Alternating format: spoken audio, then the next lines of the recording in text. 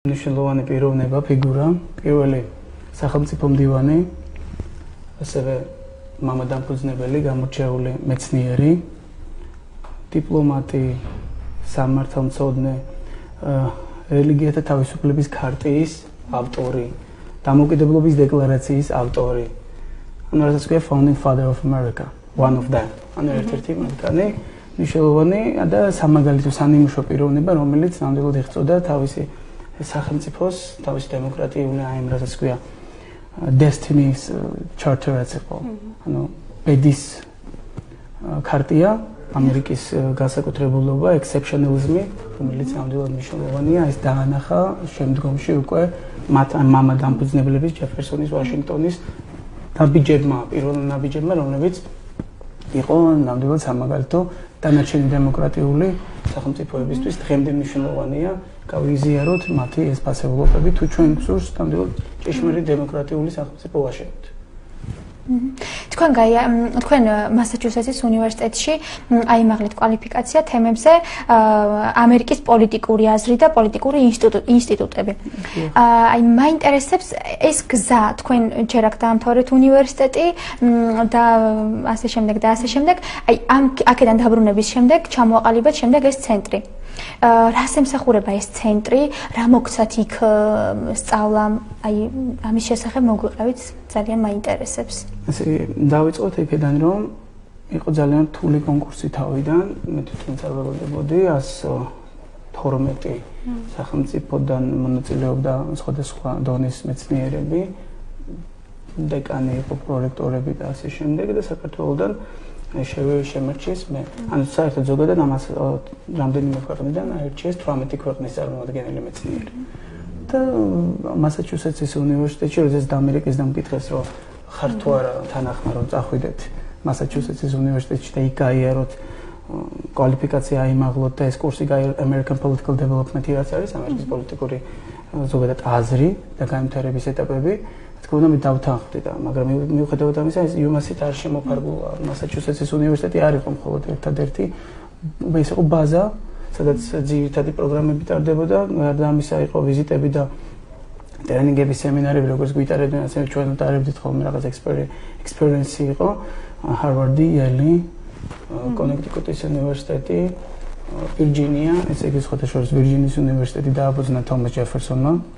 და ზუსტად ეს იყო რაღაც ძალიან დიდი мотиваტორი ჩემთვის, როდესაც ნახე ეს რაღაც მონტიჩელო, ეს იყო ჯეფერსონის სახლ-მუზეუმი, მონტპელიერი მედისონის სახლ-მუზეუმი, იქ იყო რაღაც ესეთი მუხტი იყო ნამდვილად და ესაც ქვია ეს მეცნიერება, ეს აკადემიურობა. სხვადასხვა ჯეფერსონს ძალიან დიდი ბიბლიოთეკა ჰქონდა და ძალიან საინტერესო მოსახლეობით, სადაც შევედი იყო ასეთი კონსული მაგიდა.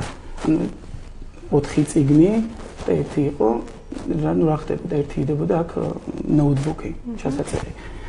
ეს ამუშავებდა ამ წიგნებს და აქედან აღებული ამ წიგნებიდან აღებულ აზრებს ანვითარებდა და გადაქონდა უკვე თავის ბლოკნოტში. და უკვე იქნებოდა სხვადასხვა დოკუმენტები, სხვადასხვა სამართლებრივი, მოგხსენებათ ძალიან სერიოზული დონის სამართლის სპეციალისტი გახდათ ის ასე როგორც ისტორიკოსი, როგორც აი მაგალითად ჯონ ადამსი ამბობდა ჯონ κουინსი ადამსი, ყველა ამერიკის პრეზიდენტი უნდა ყოფილიყო ფილოსოფოსი, უნდა მას რომის ანტიკური თუ სხვადასხვა ისტორიის სამართლის თუ სხვადასხვა მნიშვნელოვანი ეტაპები, ზოგადად ცივილიზაციის ისტორიისა, გეოპოლიტიკის, გეოსტრატეგიის, რა არის გეოპოლიტიკა. გეოპოლიტიკა არის თეორია, აი უკვე გეოსტრატეგია არის უკვე გეოპოლიტიკის პრაქტიკაში გატარება. მნიშვნელოვანი საკითხების, ანუ სახელმწიფო დონეზე და ბისმარკი ამბობდა სხვათა შორის, რომ თუ მოსახლეობა იფიქრებს ქუჩაში გეოპოლიტიკურად, ხოლო თავრობები და ხელისუფლება ნაბიჯებს გადადგამს გეოსტრატეგიულად, მაშინ უკვე შედგება ნამდვილი სუვერენული დემოკრატიული სახელმწიფო, განვითარებული სახელმწიფო, ხოლო ამ შემთხვევაში.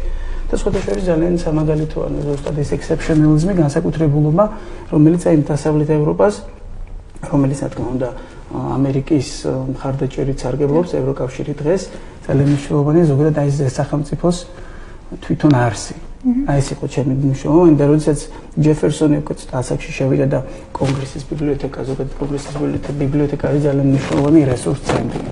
მილიონობით წიგნი არის, კვლევითი ცენტრებია და შესწირა ნახევარი წიგნები, თავისი წიგნების ჯეფერსონმა კონგრესის ბიბლიოთეკას. და სხვადასხვა შორის მიმოწერაში ერთმანეთს წერდნენ ხოლმე ესმონტი ჩაუდა მონპელიერში მედისონი და ჯეფერსონი ერთმანეთის წყაროებშია თვითონ ასახული რომ მე ნამდვილად გამიცდია ცოტა რაღაც დეპრესიაში ვარ რომ ჩემი მეგობრების გარეშე დავჭიო ნახევარი შევწირეო ჩემი წიგნებისო მაგრამ ეს ვიციო რომ ამერიკის მომავალ თაობებს გამოადგებათო და აქედან გამომდინარე მე ამითივე გულს მაინც ვინუგეშებო და მართლაც მე სადაც ვიყავი მასაჩუსეტსის უნივერსიტეტში 2 მილიონი წიგნი იყო, ანუ ეს hard copy რასაც ქვია, წიგნი თვითონ. ელექტრონულ ბაზაზე ლაპარაკი ძალიან მეტია. და 28 სართულიანი ბიბლიოთეკა იყო. წარმოიდგინეთ, ანუ იქ წიგნი ეს არის ინტელექტი, ზუსტად აქედან ავიღეთ ჩვენ კიდევ ეს, რომ ინტელექტი ჩვენი მთავარი აქტივია, ეს არის ჩვენი სლოგანი, ჩვენი დევიზი. ჩვენ თომას ჯეფერსონის ცენტრის და ჩვენი პარტნიორების. თქვენ საუბრობთ უკაცრავად თქვენ ანუ აქედან დაბრუნების შემდეგ მასაჩუსეტსის უნივერსიტეტიდან დაბრუნების შემდეგ თქვენი ცენტრი ემსახურება იმას რომ მაგალითად ტრენინგებს ატარებთ იგივე ესეთ სერიოზულ თემებზე როგორიც არის ანუ ტერორიზმი საერთაშორისო უსაფრთხოება ამერიკის და საქართველოს ურთიერთობები ეროვნული უსაფრთხოება საერთაშორისო ტერორიზმი და ასე შემდეგ მაინტერესებს დაინტერესება როგორი არის მე ვიცი რომ ძალიან ბევრი უნივერსიტეტის სტუდენტი მოდის თქვენთან, ასევე თქვენ ტრენინგებს ატარებთ და სერტიფიკატებს აძლევთ სტუდენტებს. აი როგორი დაინტერესება არის სტუდენტების იმათ, იმიტომ რომ ეს არის ძალიან სერიოზული თემები ჩემი აზრით, ანუ. დიახ, რა თქმა უნდა, სტრატეგიული ეს დისციპლინები აინტერესებს სტუდენტებს, იმიტომ რომ საქართველოში ამ ახალ ეტაპზე რაღაც სულ რამდენიმე წელია რაც დავნერგეთ, ეს მაგალითად ეროვნული უსაფრთხოება და დაზვერვა. თუნდაც ეს მნიშვნელოვანი სტრატეგიული დისციპლინა, რომელიც თქვა ბრიტანეთში და ამერიკაში წლების განმავლობაში აპრობირებულია. სტუდენტების ახალგაზრდების ინტერესი არის ძალიან დიდი. მათ სურთ, რა თქმა უნდა, ინფორმაციის მიღება, განათლების მიღება, მაგრამ ამავდროულად ჭირდებათ мотиваცია. ანუ რომ ნიჰილიზმში არ გადავარდნენ, რადგან ესე იგი შენ როდესაც განათლებას მიიღებ ეს იმას ანიშნავს, რომ შენ მხოლოდ ადგილობრივ ბაზარზე იქნები რაღაც კონკურენტუნარიანი. არა. გლობალური მასშტაბით შესაძლებელია შენი სკილსები, უნარჩვევები, შენი ეს განათლება გამოიყენო და მიაღწიო დასახულ მიზანს. და იმ დასახული მიზანი, რომელსაც მიაღწევ და რასაც მიაღწევ, უკვე ის რაც education იქნება, განათლება, ცოდნა და ცოდასხვა გამოცდილება დაგროვებული. ის უნდა მოახარო შენ ქვეყანას, ეს აუცილებელი მნიშვნელოვანი პირობაა. ზოგადად ნებისმიერი პატრიოტი და ნებისმიერი ახალგაზრდისთვის თუ მას სურს ნამდვილად ისეთი სახელმწიფო შექმნას, როგორც არის მაგალითად სამხრეთ კორეა, სინგაპური, ამერიკის შეერთებული შტატები და მაგრამ თუმცა ერთ ამის გეტყვით მნიშვნელოვანს რომ სინგაპური ჩემთვის არის ნიმურში ეტალონი, თავისი ლიკვანიუთი მაგალითად პრემიერ-მინისტრის რომელმაც 0-დან დაიწყო 65 წელს მალაიზიას გამოიყო და შედეგს მიაღწია რაღაც რამდენიმე ათეულ წელში ბრიტანული განათლების სისტემაზე უარი განაცხადეს, თავიანთი შექმნის და დღეს არიან ზენიტში, განვითარების ცივილიზაციის რაღაც განსხვავებულ ზენიტში. მე მაინტერესებს, აი ძალიან ხშირად არის ხოლმე, როდესაც საზღვარგარეთ იღებენ ხოლმე ახალგაზრდები განათლებას, შემდეგ აღარ სურთ ხოლმე დაბრუნება საქართველოში და ძალიან მოხარული ვარ, რომ თქვენ ეს გადაწყვეტეთ, რომ ქართულ ახალგაზრდებს ზუსტად იმაზე, რაზეც თქვენ საუბრობდით, წერან, რომ განათლების მიღება არ ნიშნავს იმას, რომ უბრალოდ ეს უნდა შენთვის იყოს მხოლოდ ამის რეალიზაცია უნდა მოახდინო და პრაქტიკულად გამოყენება, ხო და ამაში ეხმარებით ზუსტად. მე მაინტერესებს თქვენი ამ გამოცდილებიდან, თუნდაც ამ უნივერსიტეტში სწავლის გამოცდილებიდან, როგორ შეაფასებდით დღევანდელ მდგომარეობას საქართველოში, აი თუნდაც დემოკრატიის კუთხით. არსებობს ესეთი მოსაზრება, რომ დემოკრატია იდეალური არ არის, მაგრამ ამაზე უკეთესი არ გამოგონია ჯერ კაცობრიობასო, ხო, პოლიტიკური თვალსაზრისით. აი თქვენ როგორ შეაფასებთ ზოგადად დემოკრატიის როლს პოლიტიკაში და საქართველოში მიმდინარე ვითარებას ამ კუთხით? დემოკრატია ჩვენ ვიცით რომ ძველ საბერძნეთშიც, ანტიკურ საბერძნეთშიც იყო ასეთი ტერმინი და გამოიყენებოდა, მაგრამ ეს არ იყო დემოსი ხალხი, მაგრამ ეს არ იყო ის ფორმა, რომელიც კისინჯერიც ამბობდა, მაგრამ ერთ-ერთი ჩემი ძალიან ისეთი ეტალონი პიროვნება დიპლომატიის სფეროში, რომ დემოკრატია არ არის სრულყოფილი, მაგრამ ისინი მიისწრაფიან, რომ გახადონ სრულყოფილი დემოკრატია. ზოგადად ვიცით ჩვენ რომ არის კრიტიკოსები, განშტოებები, check and balance სისტემა, აღმასრულებელი საკანონმდებლო და სასამართლო ხელისუფლება, რომლებიც ერთმანეთს არეგულირებენ, ერთმანეთს აკონტროლებენ და ქმნიან იმ პროდუქტს, რომელსაც ქვია მაგალითად ამერიკის მაგალითზე ჭეშმარიტი დემოკრატია. ყოველ შემთხვევაში სუბიექტური ვიქნები და ჩემი მოსაჯება ასეთია. ყველასთვის unpredictable იყო მაგალითად პრეზიდენტ ტრამპის არჩევა, მაგრამ აირჩიეს და ყოველთვის ვამბობდი რომ ტრამპი შეიძლება რაღაც განსხვავებული მართლაც ცოტა ქარიზმული, მაგრამ ცოტა ხისტი პიროვნებაც იყოს, ანუ აი სიტყვების მოძებნა მინდა სიტყვები მოძებნა ისეთი რომელიც მოერგება ანუ იმის ფსიქოტიპს. ანუ ეს ცოტა ფეიცხით, ცოტა ანუ unpredictable, ანუ როგორ იქნება ეს ვარაუდის განსაზღვრება. ანუ განსაზღვრელი რაღაც მისი ხასიათის განსაზღვრება ცოტა რთულია, თუმცა ჩვენ ხედავთ რომ ძალიან მნიშვნელოვანი ნაბიჯები გადაიდგა საქართველოსთან მიმართებაში, ანუ საპროტესტო მხარდაჭერა რასაც ქვია. ამ ნაბიჯებში შეგვიძლია თქვენ? ძალიან კარგად, ძალიან მოხარული ვარ.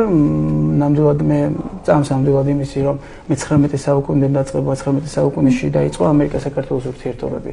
ჯერ საკონსულო ბათუმში რომ დაარსდა, მე პირველ მსოფლიო ომის დროს თბილისში განმოვიდა. ახალ ეტაპზე 90-იანი წლებიდან დაიწყო დიპლომატიური ურთიერთობები ამერიკა-საქართველოს შორის და ჯერ კიდევ მე თუ არ დამიჯერებ, დავუჯეროთ ილია ჭავჭავაძეს, ხო? თავის ნაშრომში ევროპის მილიტარობა და ამერიკის მერმესი.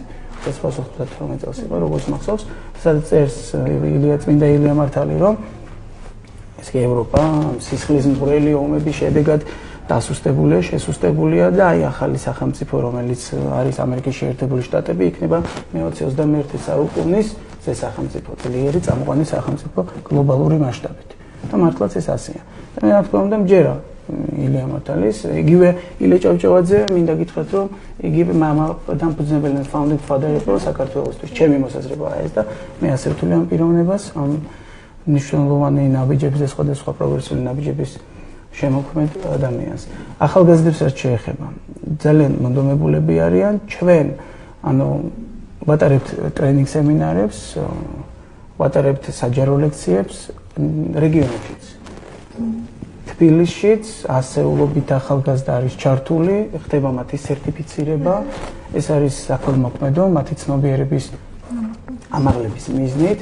ისაც ჩადო თქვა ამერიკის შეერთებულმა შტატებმა ეს კაპიტალი ჩემში, რომ ნამდვილად შეუწყო ჩვენი ქართველი ახალგაზრდების, სტუდენტების თუ აბიტურიენტების თუ თუნდაც მოსწავლეების განვითარებას რო შეუწყოთ ხელი, იმას აკეთებს თომას ჯეფერსონი, განმანათლებლობის ცენტრი, რომელიც მოტივირებულია რითი, რომ ის პლატფორმა შეუქმნას მომავალში საქართველოს ის ახალგაზრდა, ის ბირთვი, რასაც ქვია ინტელექტუალთა ბირთვი, მერიტოკრატებისა და ტექნოკრატების ის არმია, რომლებიც გამოადგება ქვეყანას.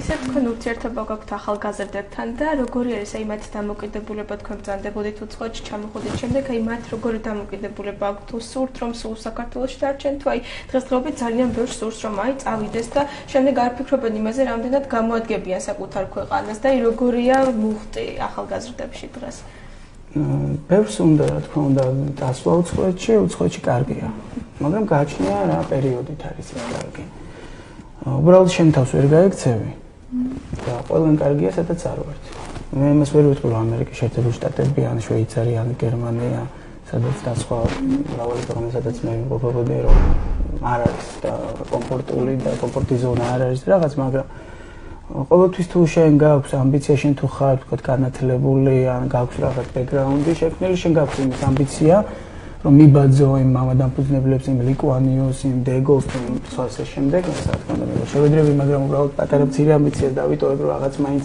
ჩავდო ჩვენი ახალგაზრდების განვითარებაში და მოქმედება ყოველ საქმეში შენ მან წარმოგაჩინონო თავარია ჩვენ ვიმოქმედოთ და ახალგაზრდებს მომავალ თაობებს შევქმნათ ის რაც მაგალითად ჩემი პერიოდში ჩემი სტუდენტობის პერიოდში არ იყო სამწუხაროდ ანუ ის არაფორმალური განათლება ის ფორმა რომელიც არის ის არაფორმალური განათლება რომელიც ამერიკაში დასავლეთ ევროპის ქვეყნებში არის ძალიან მნიშვნელოვანი სხვათა შორის ეს რაღაც კვალიფიკაციის ამაღლება წერის სხვადასხვა ცნობიერების ამაღლება სხვადასხვა მიმართულებები და ამას მარტო არ ვაკეთებ სხვათა შორის მინდა ჩემს პარტნიორებსაც მადლობა უთხრა რომლებიც იზიარებენ ამ იდეოლოგიას ამ ამერიკულ ამ ჯეფერსონის და ამ აკადემიურ ზოგადად ამ პათოს მაგალითად ტერორიზმის საკითხებში საერთაშორისო უსაფრთხოების სტრატეგიული ცენტრი არის სპეციალური ასეთი თანამდებობელი გახლავართ ბატონ სიმონ გურაშიძესთან ერთად ასევე არის კიბერუსაფრთხოების საკითხებში აკადემია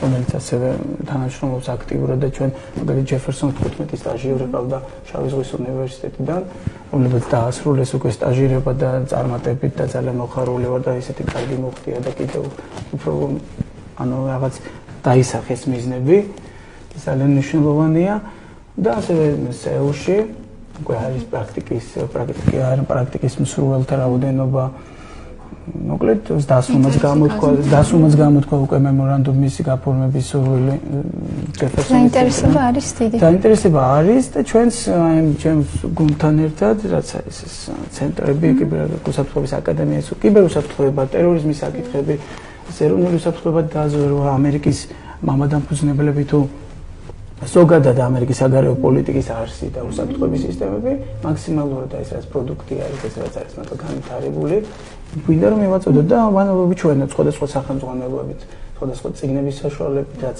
იქედან არის და მართლაც იქაური აპრობირებული სახელმძღვანელოებია რომლებსაც მათ საშუალება გაეცნო თავარია მათ არ დაიზარონ წაკითხვა ჩვენ ძალიან საინტერესო საუბარს ისევ გავაგრძელებთ ძალიან მალე მუსიკალური პაუზის შემდეგ დაგიბრუნდებით ეს დიპლომატიური აკადემია ლიცეუმი იყო გახსოვთ ალბათ ასეთი ლიცეუმი აი ეს ჟურნალში გამოიცა პირველი სტატია ანუ ამერიკის დიპლომატია ერაყში 21 საუკუნეში და რატომღაც ეთქვა რაღაც წავე იყო რაღაცები გამართლდა სხვათა შორის პროგნოზები მომეწონა ხილში შევედი და განვაგრძე და უკვე მაგისტრატურა რომ მაგისტრის ხარისხი რომ დავიცავი მქონდა ზუსტად თემა ამერიკის როლი საქართველოს საგარეო პოლიტიკაში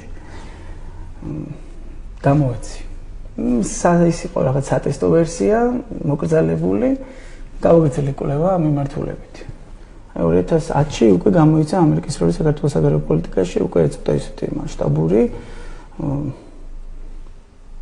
რაოდენობითაც და ხარისხითაც უკვე ეტყობოდა რაღაც შრომის კვალი მაგრამ ამაზე არ გავჩერდით დავიცავი ხარისხი და უკვე მანამდე სტატიები რაღაც ჟურნალები გაზეთები 2015 წელია უკვე დაცული მაქვს ხარისხი და მირეკავს და წერს მეილზე და შემდეგ უკვე მიკავშირდება Scholars Press არის ასეთი დიუსელდორფში გერმანიაში გამოცემულობა სამეცნიერო ნაშრომების და მეუბნებიან რომ თუ თქვენ მოგვაწოდებთ ამ ნაშრომს აღნიშნულს თქვენს სიაში ვნახეთ რაღაც დისერტაციების ჩამონათვალში საქართველოს უნივერსიტეტებიდან და მოგვეწოდებთ და სუსტ დავბეჭდით რა თქმა უნდა მეც წინააღმდეგი არ ვიყავი გაუგზავნე დაბეჭდეს და გავცელეს მე 20000 ეგზემპლარი დაიბეჭდა გაუშვეს რა ვიცი ყველგან თუ სადმე შესაძლებელი იყო ონლაინ მარკეტებიდან დაწყებული ყველგან არის აი 2003-ში მაგალითად ქართულად ამერიკის და ბრიტანეთის სპეცსამსახურები დაიბეჭდა წიგნი შემდეგ უკვე გლობალური უსაფრთხოება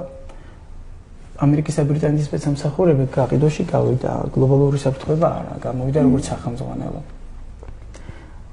საქართველოს ისტორიულ-პოლიტიკური ასპექტები და ესეთი რაღაც უფრო სტრატეგიული მიმართულებები მაინტერესებდა. და დღემდე ახლა ვცდილობ რომ რაღაც კიდევ იდეა მაქვს რომ რაღაც ენციკლოპედიის სახით უსაფრთხოების დაზვერვის ენციკლოპედია შევქმნა. თუმცა მაგას ძალიან დიდი შრომა დრო უნდა უფრო შრომა არ მეზარება უბრალოდ დროის ფაქტორი არის ყოველთვის პრობლემა როდესაც ორ უნივერსიტეტში ხარ და შვიდი საგანს კითხულობ ცოტა რთულია. ასევე პროექტი გლობალური უსაფრთხოება რომელიც თომას ჯეფერსონის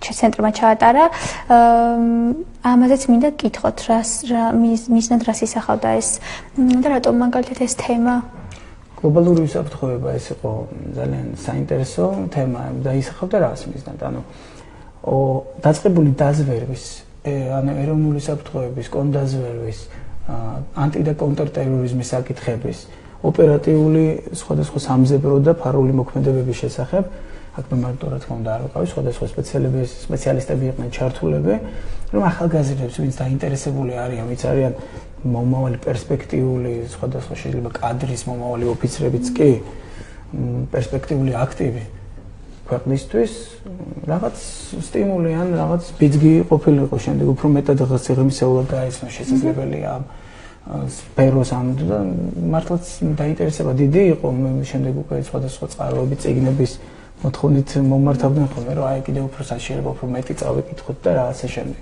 ამიტომ არის სეგმენტი ახალგაზრდების დაინტერესებული სტრატეგიული საკითხებით უსაფრთხოების საკითხებით 120 სტუდენტი თუ მაგისტრანტი იყო, ანუ ერთად სტუდენტი მაგისტრანტი 120-მდე იყო აი გლობალური უსაფრთხოების პროექტში. პარლამენტში, ქუთაისშიც, აქ, თბილისშიც ახალგაზრდების სხვადასხვა პროექტებიდან 150, 200. ძალიან აქტიური ახალგაზრდობაა და ის ძალიან მომწონს მე. და კარგია ის რომ აი რეგიონალურ დონეზეც გადიხართ და ხშირ შემთხვევაში მაგალითად მე მახსოვს როდესაც რამდენიმე წლის წინ გამოკითხვა იყო მარტივად ევროკავშირის შესახებ რომელიც რეგიონებში თუნდაც არ იცოდნენ რა იყო ევროკავშირი და ძალიან კარგია ინფორმირებულობის თვალსაზრისით თუნდაც ეს კეთდება მოდით მე მაინტერესებს აი ზუსტად ეს წიგნის ათაური გავაგრძელოთ კონკრეტულად საუბარი აი მართლაც ამერიკის როლი რა არის აი საქართველოს მსგავსი პატარა ქვეყნებისთვის ძალიან მნიშვნელოვანია ისეთი დიდი სახელმწიფოების მხარდაჭერა როგორც ამერიკა თუნდაც ხომ და ძალიან ბევრს აკეთებს ამერიკა საქართველოსთვის თუნდაც ფინანსების კუთხით ძალიან ბევრ მიმართულებით დებს ფინანსებს რომ საქართველოს ესე ვთქვათ აიმაღლოს რაღაცა კომპეტენცია ასე ვთქვათ ამ მიმართულებით. აი როგორ წარმოგიდგენიათ აი ამერიკის როლი რა არის საქართველოს ამერიკას აქვს საციცოცხლო მნიშვნელობის როლი საქართველოსთვის. ამერიკანო ჩვენი ინტერესები არის თანხმდროში. ეს არის ის დემოკრატიული ფასეულობები, რომელსაც რომლებსაც ჩვენი ქვეყნები იზიარებენ. ამერიკის შეერთებული შტატები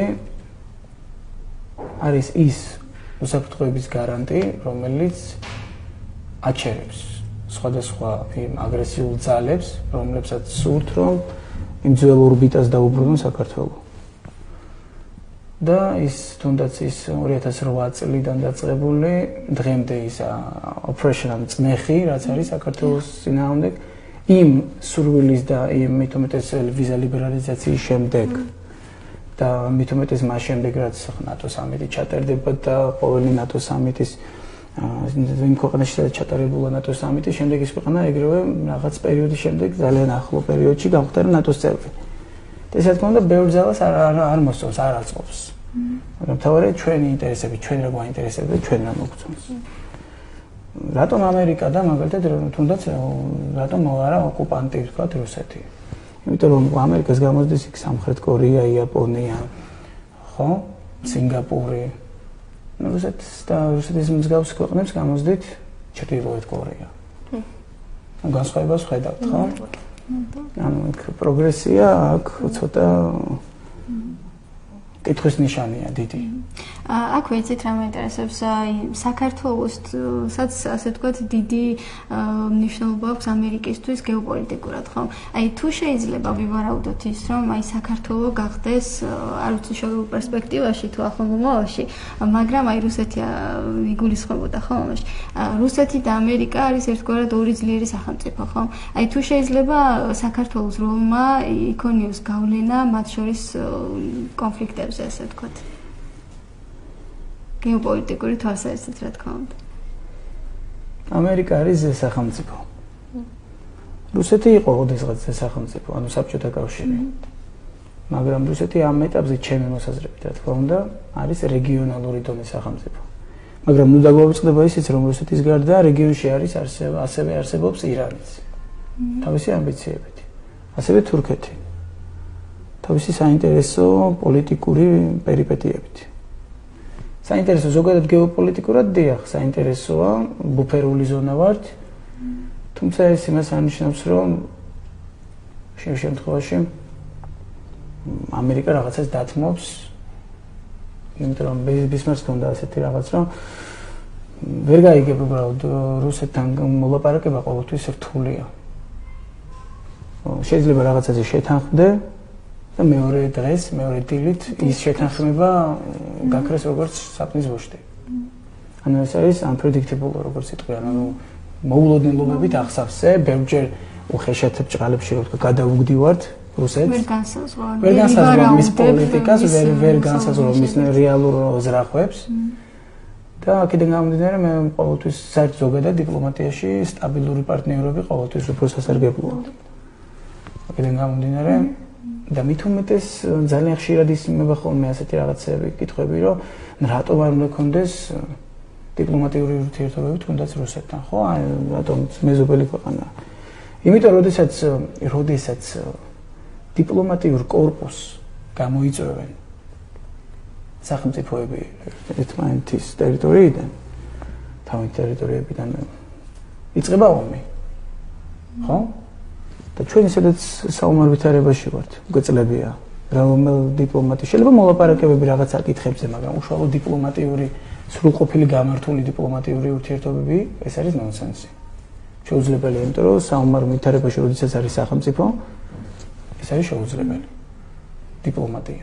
მოლაპარაკებები კი მესამე ქვეყნების ტერიტორიაზე, ვთქვათ, რაღაც დისპუტები, იმისთვის შეიქმნა, ხო? იმისთვის არსებობს საერთაშორისო ურთიერთობები, რომ ომების საშუალებით კი არ გადაწყდეს რაღაც საკითხები და დისპუტები, არა, მოლაპარაკებების მაგიდასთან დიპლომატიური საშუალებებით.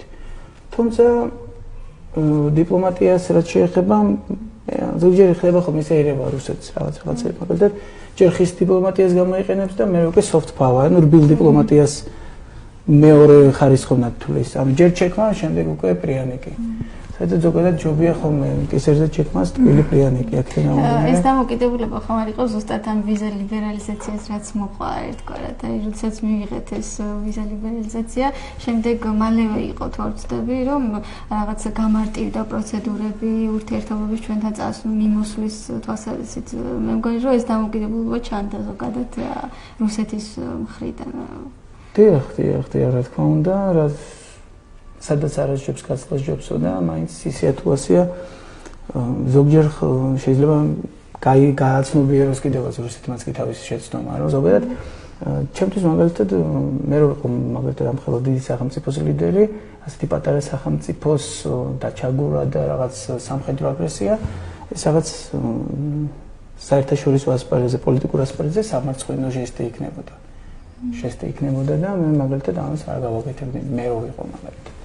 თუმცა ეს იმპერიალიზმი და ეს ამბიციური და ეს არის, რა თქმა უნდა, ეს ალბათ ვიდეო რგოლსაც ნახავდი თქვენ, რომ რაღაც ისეთი პროპაგანდისტული, რომ გამარჯვებათ მე რუსი ოკუპანტი ვარ და როგორ ეგრეთ წოდებული აპრავებს თავის რაღაცა ოკუპანტურ ზახვებს და რაღაც, თუმცა 21 საუკუნე არ არის ძალადობის, სამხედრო აგრესიის 21 საუკუნეში არ არის ამის ადგილი და დრო, 21 საუკუნეში არის განვითარების, განათლების, prosperity, რასაც იტყვიან, როგორც იტყვიან ხოლმე ამერიკა, განვითარების, გამტკიცების და გამყარების არის იმ დემოკრატიული ფასეულობების, რომლებიც ამ დემოკრატიულ სახელმწიფოებს შორის ზოგადად ძალიან იშვიათად ხდება ომები, ან საერთოდ არ ხდება.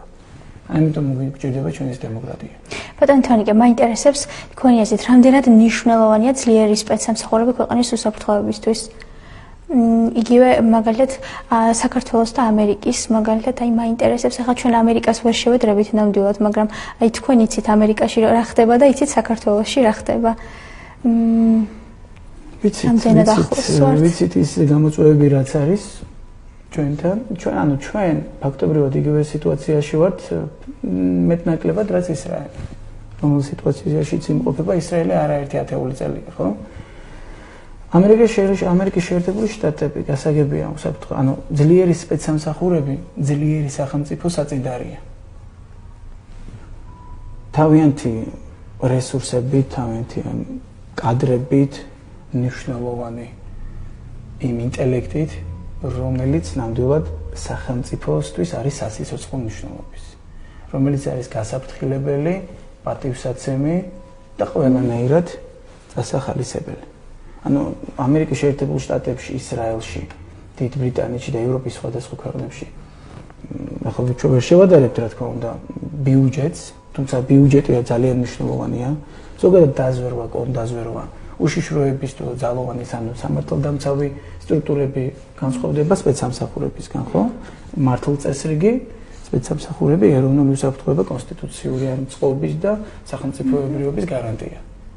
აქედან გამომდინარე, ეს არის უმნიშვნელოვანესი რგოლი, რომლის გარეშეც ვერ იარსებებს ერთ-ერთი სახელმწიფო. ისრაელში მაგალითად მოსადი დაზვერვისა და კვლევების ინსტიტუტი იყო, ახლა დაზვერვის სამსახურია, როგორც კი შეიქმნა ისრაელის სახელმწიფო 48-ში, ეგრევე ჩამოყალიბდა რა თქმა უნდა დაზვერვის სტრუქტურები, აკაშიმბეტი მოსადი, აკაშიმბეტი უშიშროების სამსახურია, კონდაზვერვა, ამანის სამხედრო დაზვერვა, მნიშვნელოვანი სტრუქტურები. მოსადს რაც აქვს ბიუჯეტი 7-ჯერ უფრო მეტი პროდუქტი მოაქვს. ანუ სახელმწიფოსთვის 7-ჯერ უფრო მეტი პროდუქტი აქვს. კიდევ გამომდინარე, ჩვენ და მიბაძოთ იმ განვითარებულ სახელმწიფოებს, რა თქმა უნდა, ჩვენი ბიუჯეტი, ჩვენი ტერიტორიული, გეოგრაფიული ის სივრცე არეალიც არ არის ახლა. თუმცა ისრაელი არ არის ჩვენზე დიდი სახელმწიფო, აი ამერიკასთან შედარებით ვამბობ. ამერიკის შეერთებული შტატები არის მართლაც სახელმწიფო თავისი 16 დაზვერვის თანამეგობრობის წევრიც, საინც აგენტოსგან შემდგარი. 16 წარმოგიდგენიათ, აი 16 დაზვერვის აგენტო. ეს გარდამხოლოდ დაზვერვის აგენტო, ეს არის ის სპეცსამსახური, რომელიც დაზვერვა ინფორმაციის მოპოვების ხელოვნება ისევე როგორც პოლიტიკა შესაძლებლის და დიპლომატია მოლაპარაკების, ხო? გარდა ამისა, ექში დაუსაფრთხოება და სხვა სტრუქტურები. მაგალითად, Homeland Security Department, ან ტერიტორიული უსაფრთხოების და დაცვის დეპარტამენტში არის 240,000 თანამშრომელი. ნუ ეს რაოდენობა განაპირობებს ტერიტორიულ მასშტაბს. აი ზუსტად ეგ არის. ჩვენ ისეთი სივრცე არ გვაქვს, არ გვჭირდება ჩვენ ასეთი, მაგრამ თუმცა ჩვენ გვჭირდება ეფექტური, ძლიერი დაზვერვის, კონდაზვერვის, უშიშროებისა და სამხედრო დაზვერვისა თუ სამართალდამცავი სტრუქტურების. იმ რგოლების განვითარება არის საერთოდ მნიშვნელოვანი, რომელიც აკავებს იმ საფრთხეებს და იმ ყოველდღიურ, ანუ თავდაცვის ჯარი თუ არის ომის მოლოდინის რეჟიმში, სპეცსამსახურები არიან ყოველდღიური ბრძოლის რეჟიმში. ეს არის ძალიან სტრესული, ხო? როგორც მკვლევარი, უამრავი ჯაშუშის, ოფიცრის, ხელმძღვანელების თუ სხვადასხვა, ანუ 2006 წლიდან დავიწყე, მე უბრალოდ მაინტერესებდა უსაფრთხოება, ხო? დავიწყე გერეუთი, ანუ გერეუ ეს არის რუსეთის ფედერაციის თავდაცვის სამინისტროს მთავარი სამმართველოს სამხედრო დაზვერვის სამმართველო, ანუ ესეთი უწყებაა. დავიწყე გავყევი KGB, ასე შემდეგ FSB და უკვე რო შევადარი გადავედი უკვე დასავლეთზე, აღმოსავლეთის ქვეყნებზე, ყველაზე უფრო პროდუქტიული, ყველაზე უფრო აი ადამიანის უფლებებზე მორგებული, ადამიანის სხვადასხვა ეს პირადი თუ სხვადასხვა ფასეულობების და უფლებების შემნახველი, ფაქისად მომყრობი, მაინც დასავლეთის სპეცსამსახურები აღმოჩნდა. აქედან გამომდინარე, ხრუშოვკებს რო ეძახიან, მაგალითად, ისეთი თხელი კედლებია, რისთვის აქ, იმიტომ რომ მეზობელს რომ კარგად რო დაესმინა შემდეგ. ბატონო თორნიკე, აუცილებლად უნდა გკითხოთ, როგორ ახერხებთ იმას, რომ ყველასათვის ხართ საყვარელი ლექტორი. და მით უმეტეს ამდენ საქმეს როგორ ასწრებთ ამასთანავე? პირველი კითხვა ისე არ გამიტანა. არა, უნდა აგრძნობინო შენ, რომ გიყვარს და პატივისცემ მათ და რასაც როგორც გინდა შენ მოგიქცენ, ისე უნდა მოიქცე შენ სხვას. ეს უბრალოდ ელემენტარული ფორმულა, ფსიქოლოგიური მომენტია. პირველადი კომუნიკაცია და ზოგადად შტაბის ჭრილობა 30-დან 40 წამამდე იქნება ადამიანზე. და უბრალოდ, როდესაც შენ ადამიანს აფასებ და ის გიყვარს და ცდილობ რომ მისთვის რაღაც გააკეთო კარგი, როგორც მე მაგალითად ლექტორმა, მინდა რომ რაღაც ის რაც მე თქვა წავიკითხე, გამიგონია სადღაც და რაღაც გამოცდილება მიმიღია, მინდა გადავცე და ისინი ხედავენ იმ ჩემს მონდომებას და ზოგჯერ ზარმაცობენ, ზოგჯერ კარგად ეს, მაგრამ ძალიან ნიჭიერი თაობა მოდის და მე მიხარია. ძალიან მიხარია, რომ მონდომებული, მოტივირებული. როგორ აგრძელებს თომას ჯეფერსონის ცენტრი ახლა მოღვაწეობას და მუშაობას? თუ გაქვთ დაგეგმილი სხვადასხვა აქტივობები ამის შესახებ მოგვიყევით? ჩვენ ძალიან მოკრძალებულად ვიყავით თავიდან. ვებგვერდიც ახლა დამზადდა. მე როგორც ვიცი, უკაცრავად ასევე თქვენ სკოლებშიც აპირებთ, რომ სკოლის მასწავლებლებსაც ჩაუტაროთ ლექციები. უკვე აი სკოლის აი მე-9, მე-10, მე-11, მე-12. ვისაც ინტერესი ექნება იმ საწყისი ის ნორჩი ასაკი არის, როდესაც უკვე ამბლადაც ის მომავალი უკვე ნელ-ნელა რო აცნობიერებენ, რომ მათი ცოდნი რომელია თქვა პროგრესის და რომელია რეგრესის გზა, რა არის საჭირო მათი განვითარებისთვის, რა ცოდნა, რა კომპეტენციებია, რა უნარჩვევებია, რასად ვის რა გამოადგება. ეს იქნება უსაფრთხოება ამერიკისა და ახლა არის მაგალითად დაგეგმილი ერთთვიანი ტრენინგი კურსი ამერიკის საგარეო პოლიტიკა და უსაფრთხოების სისტემები. და ეს იქნება დაწყებული ვთქვათ პოლიტიკური ასპექტებით, ასევე იქნება ტერორიზმის საკითხები და როგორ მენეჯმენტს უწევს ვთქვათ ამერიკა თავად ამ ტერორისტულ საფრთხეების და ამ გამოწვევებს თავისი კიბერუსაფრთხოების გამოწვევებით იმ საფრთხეები და ამიტომ არის ძალიან ფასეული ის პარტნიორები, რომელიც იზიარებენ ამ იდეოლოგიას, ამ გაცნობიერებული გვაქვს ჩვენ ის მიზანი ამათი საშუალება ჩვენ შემთხვევაში კარგად მაკიაველი ცოტა ხისტა დამობს არა ჩვენ ეს ჩვენი მიზანია რომ ის დავთესოთ ის მცირედი ინტელექტი რომელიც შემდეგ გაღვივდება და იმ დოგვის მარცხულში რო არის როგორც ოშოსავ დაწერილი რომ ხეგარდა იქნება და უკვე ასეულობით სულის ნავსაყუდელი გახდება ჩვენ გვინდა მომავალი პროგრესული პერსპექტიული თან იმ პერიოდში, როდესაც წყვიტავენ როგორ რა განხრით გააგრძელა მაგალითად იგივე უმაღლეს სასწავლებელში სწავლა, შესაძლოა ასეთი სერიოზული თემებით საინტერესებენ. გავრცელდა შენ რომ აუხსნე მიაწოდე ინფორმაციას რომ თუ შენ გინდა სტრატეგიული მიმართულება პოლიტიკური, საერთაშორისო ურთიერთობები, სამხედრო თუ ასე შემდეგ ტერორიზმის საკითხები თუ რა არჩევანი არის. კარგი პროფესიონალები არიან. დაწყებული აღმოსავლეთის ქვეყნებში კვალიფიკაცია ამაღლებული აღმოსავლეთ ცოდნის სიმონგული შეძეგახლოთ ასეთი ჩემი მეგობარი და სერიოზული პიროვნება დამთავრებული კიბერუსაფრთხოების საკითხებში მაგალითად სანდრო არის ახალგაზრდა დირეშვილი პიროვნება მაგარი ყმაწვილი ესეთი მოტივირებული მოკლედ ჩვენ ვართ იმისთვის და დიდი გუნდია სხვათა შორის ბოდიში მოვიხდი და ყველას ვერ ჩამოვთვლი არ მიწყენინ ალბათ თუმცა აი ვინც აქტიურად ვარ ჩართულები ამ აკადემიური მიმართულებით დომიც ვატარებთ, აი ეს ხალხი ვართ და ბევრი მხარდამჭერია ასეულობით, ათასობით ახალგაზრდა კიდევ რომლებიც ელოდებიან ყოველთვის და ახალი ტრენინგის წამოწყებას და ჩვენ კიდევ ვართ. სადოთ. მე მინდა გითხოთ აუცილებლად საერთაშორისო ტერორიზმის შესახებ, ბუნებრივია და ალბათ დამეთანხმებით, რომ წლების განმავლობაში ძალიან უტევს ასე ვთქვათ მსოფლიოს ეს ტერორიზმი და ამერიკას ძალიან ძალისხმევს არიშულებს ამის საბრძოლველად, თუმცა მაინც ხდება ასე ვთქვათ, ხო? მაინც არის პრობლემები ამ მიმართულებით. აი, მაინტერესებს თქვენ როგორ ფიქრობთ საქართველოს თუ არის ტერორიზმის საფრთხის წინაშე, თუნდაც აი გუშინ იყო თუ არ ვცდები MCU-რის ტერიტორიაზე, მე აღმოჩნდა რომ ცრუ შეტყობინება იყო, მაგრამ ნაღმის არსებობის შესახებ ასე ვთქვათ შეტყობინება შევიდა და ცოტა იყოს ხალხში შესაძლებელია მიუხედავად იმისა, რომ ცრუ შეტყობინება და გადასცეს ტელევიზიებმა ასე ხალხში იყოს პანიკა ერთგვარად. აი როგორ შეაფასებთ ვართ რეალურად ტერორიზმის საფრთხის წინაშე? ტერორიზმი ზოგადად საერთაშორისო ტერორიზმი გამოწვევა არის ყველასთვის, გლობალური სამყაროსთვის, თანამეგობრობისთვის. საქართველოში დასავლეთის ქვეყნების კანონმდებლობისგან განსხვავებით ჩვენ უფრო გვაქვს ბერკეტები, ან ჩვენ რომ წავეკითხეთ თქვა სხვადასხვა კანონმდებლობას თუ გაეცნობით, არის სპეციალური კანონი თქვა ოპერატიული სამძებრო საქმიანობის შესახებ, კანონი დაზვერვის შესახებ, კანონი კონდაზვერვის შესახებ, რომელიც არეგულირებს ამ ყველაფერს, ხო? როგორ იმოქმედოს საფრთხეების, როგორ დაბლოკონ საფრთხეები, გამოავლინონ, აღმოფრონ, ხო? ჩვენ უფრო გვაქვს ეს კანონმდებლობა მოსასრიგებული და შეგვიძლია.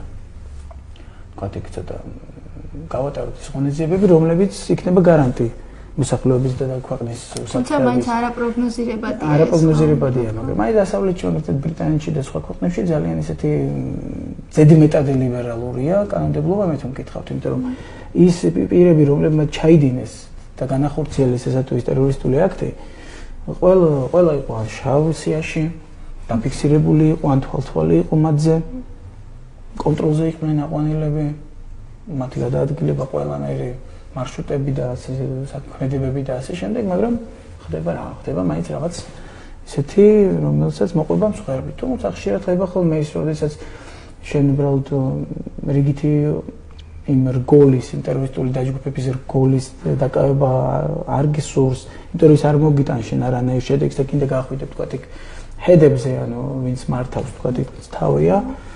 ხშირად ხდება ხოლმე რაღაც გაიპარება ხოლმე ისეთი ლაფსუსი, რომ მოხდება ამ დროს საგამშენიკო. ძირითად ბირთვს აღმოაჩენ გამოავლენ და აღმოფხვი შეიძლება მოხდეს ტერორისტული აქტი სამწუხაროდ. შეიძლება რომ უბრალოდ მინდა გითხრათ რომ სპეცსამსახურების მხოლოდ ასეთი წარმატებული აქციები ჟღერდება ხოლმე მასმედიის საშუალებით. წარმატებული სპეცოპერაციები არასოდეს არ აფიშირდება.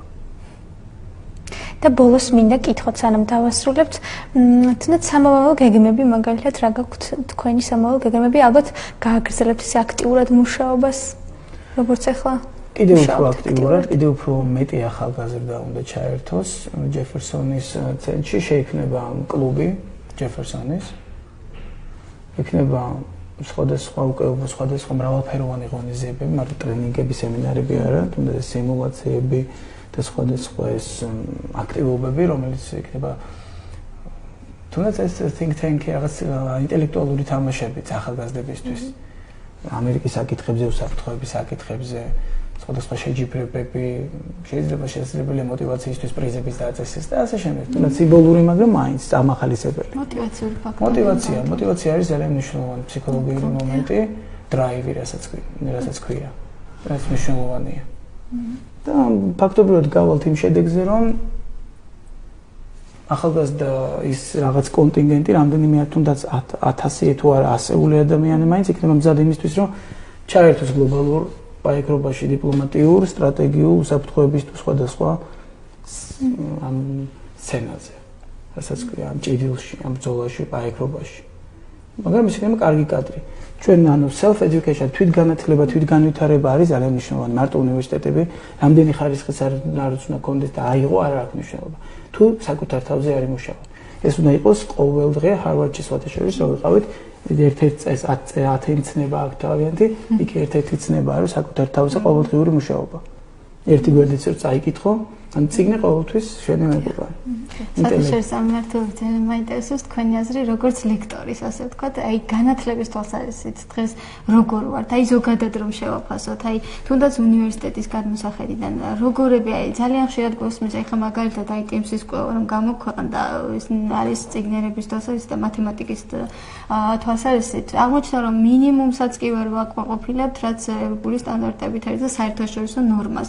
აი ზოგადად განათლების კუთხით, აი როგორ შეაფასებთ დღევანდელ ახალგაზრდობას, თუნდაც იმ საჯარო ლექციებით, სემინარების გამოცდილებიდან გამომდინარე? მე ასე ნიჰილისტურად არ შევაფასებდი, მინდა გითხრათ. მე ბევრ ძალიან ისეთ პროდუქტიულ ახალგაზრდას ვიცნობ, რომლებიც ევროპისა და სხვადასხვა თუნდაც ამერიკის და რა ვიცი ნებისმიერ განვითარებულ ქვეყანაში ყოფილა, ჩასულა, ეწვია რაღაც პროექტიდან გამომდინარე და კარგი სახელი დაბრუნებულა. კარგი რეკომენდაციებით, რომ აი მიხედეთ, ყურადღება მიაქციეთ, კარგი ახალგაზრდა, პერსპექტიული კადრია ამა თუ იმ სფეროში, ასე რომ შეიძლება რაღაც ზოგადად რაღაც არ აკმაყოფილებდეს იმ სტანდარტებს, რომელიც ვთქვათ ახლა ჰარვარდში ან მასაჩუსეტსში ან მაგრამ წიგნობრობის მხრივ ხელს ჩავიქნებდი, მაინც არა, არ ჩავიქნებდი მაინც ხელს. არის ყველა თავისი ინტერესი აქვს, ყველა გენიუსი ვერ იქნება მაგალითად, ხო? აინშტაინი ვერ გახდება და კისინჯერი, თუმცა არა, ასე რადიკალურად მაინც მე არ ვარ განწყობილი იქიდან გამომდინარე, რომ თავარი ჯერ იმიტომ, რომ მე ინტერესია, ესე იგი ინტერესი რადგან არის, ესე იგი განვითარების სურვილია. რადგან განვითარების სურვილი, ესე იგი შედეგიც დადგება. იქიდან გამომდინარე დღეს თუ არა, ხვალ უფრო მეტ წიგნს დაიგითხავს, უფრო მეტს გაიგებს. ძალიან დიდი მადლობა ბატონო თონიკე გადაცემაში მოსვლისთვის და წარმატებებს გისურვებთ.